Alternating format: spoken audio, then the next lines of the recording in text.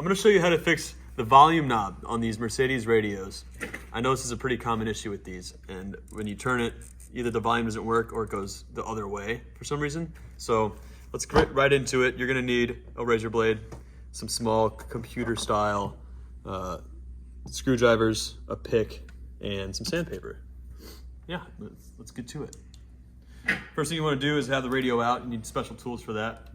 You could probably just make a little piece of metal. Pull the radio out, disconnect it. There's 2 screws on top. We're going to take those out.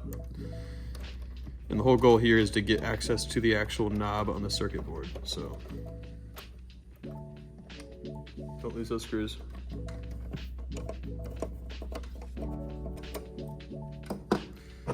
Should, yeah, just pop it in there. Pry that top piece off, both sides. There's that. Our next goal is to remove this faceplate. And we're gonna take these 2 side screws off for that.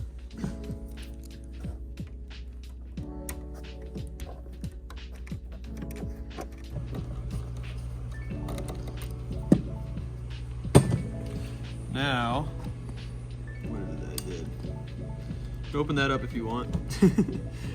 You do have to unplug this connector 2-pin from the board. Careful not to rip the board off.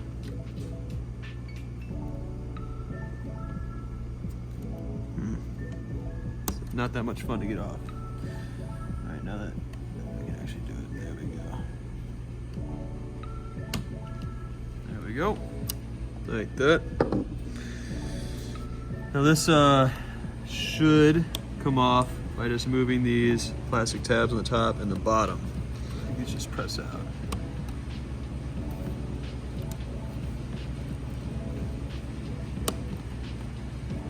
Flip it back over. It is plugged in on the bottom, so be careful. You have to move it out directly, just like that. So now that that's disconnected, right? Keep that closed. Careful of this ribbon, don't want to rip that. Our goal here is to remove this circuit board. So there's a couple screws here. 1, 2, 3, and then the black tabs right there. All right, there's 5 screws total. 2 are on the black plastic tabs on the outside for mounting. Now this is the tricky part. You have the option if you want to try and remove this screw, which is oddly hard to remove because this piece of metal is in the way of removing the circuit board easily. I'll give it a shot. If it doesn't work, you can leave it, it's fine. Oh, got it, cool. If you can't remove that, don't worry about it. Just kind of manhandle it out of the way. But with it out of the way, it makes it easier. So we're gonna go ahead and remove this circuit board. This is the tricky part because all these buttons are plugged into it all the way around. So you're kind of gonna have to just work at it. And there are plastic tabs all the way around that hold it in place. So it's just a little game of wiggling and removing. Careful not to break it is the main goal.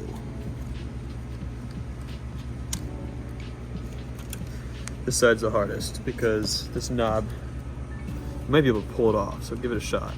If you can, that helps a lot. Get the flat head in there.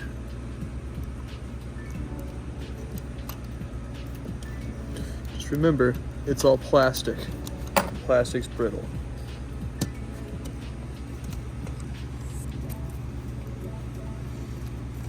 There we go. All right, so now that it's loose, just want to lift it up, kind of peel it back, and you've got that out, right? Not the easiest, but it does come out. So here's that dial. So now what we're gonna do is take the dial apart without having to desolder it from the circuit board. Let me move this out of the way. To do that, you see these 4 metal tabs. Just gotta bend those straight up and try and get those as straight up as possible because this is a very tight fit situation and it will not come off easily. So you can get them started like this and then come back in with a needle nose plier to really get them straight.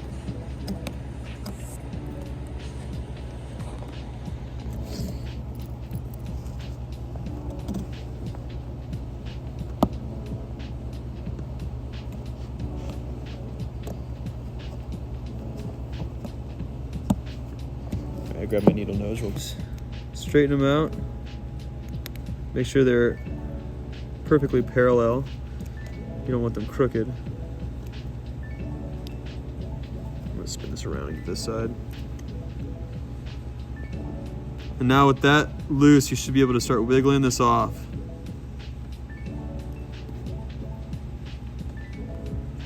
It might help using a little bit of leverage in there.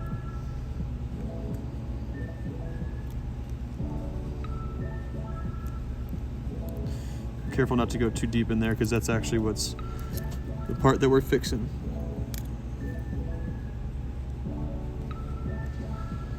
Oh, there we go.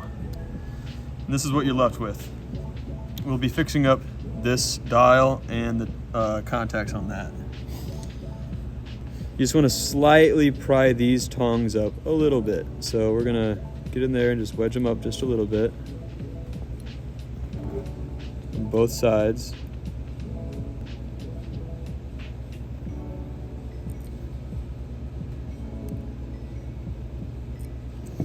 And that should be set for that. Now, on this disc, you can remove it. What happens with these is they get so worn down that this there's a little plastic lip on the outside that interferes and keeps it from contacting those contacts. So you can take your razor blade and precariously go around it and shave off that extra plastic that's showing. Go all the way around doing that.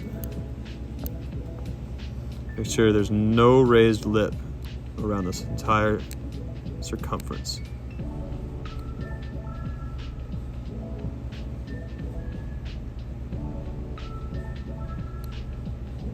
And I'll show you what it looks like when I'm done. All right, so this is how it should look once that plastic around the edge is cut off. But we're not just done yet. You're gonna take it, put it back on the dial thingy, and use that as a tool with your sandpaper to really clean up that disc. It's just light pressure, and use that dial to spin it as you apply sandpaper to it. You can see it slowly getting a little cleaner looking.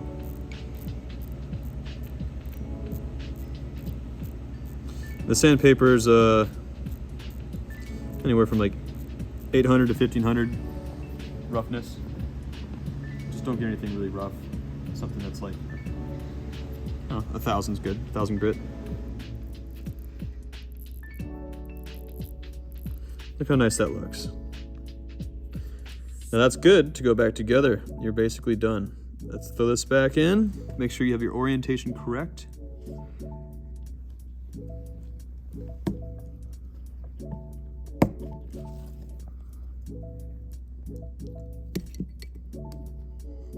Bend those tabs back in place, which can be a little tricky, so be careful. You're just gonna wanna do it slow and firm. Make sure they're flat when you're done. Yeah.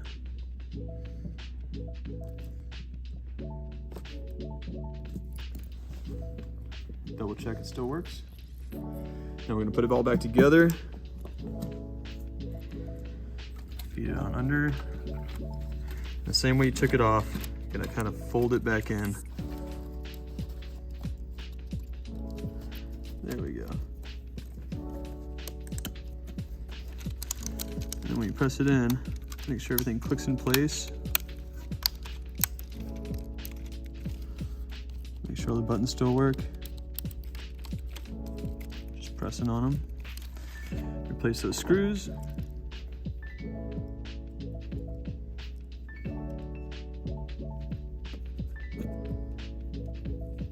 Don't forget this little one that was in the way originally. Now putting it back together, not the easiest, but you just gotta take your time. There's this little arm right here that opens this tray. So you could pop it open if you want first to make it a little easier for yourself. But that's supposed to feed up. If you get on this side, you'll see where it's supposed to go. There's a little cutout in the arm. It goes right in here. Gotta feed that in.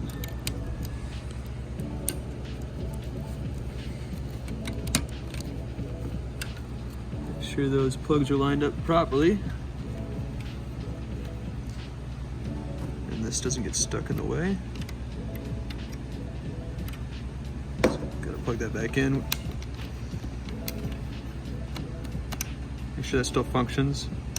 Pull up on it. Yep. Plug this back in.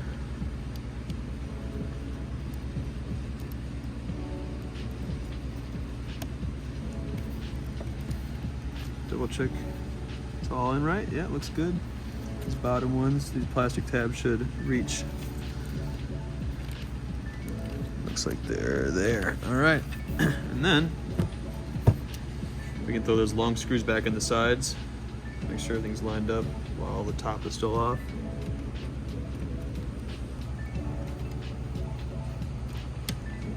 Throw the top back on. Make sure everything lines up with it properly. Last two screws.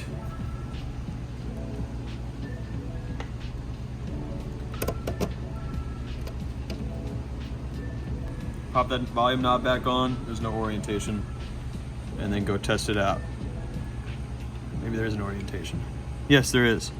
There is an orientation. Just line that with the slot.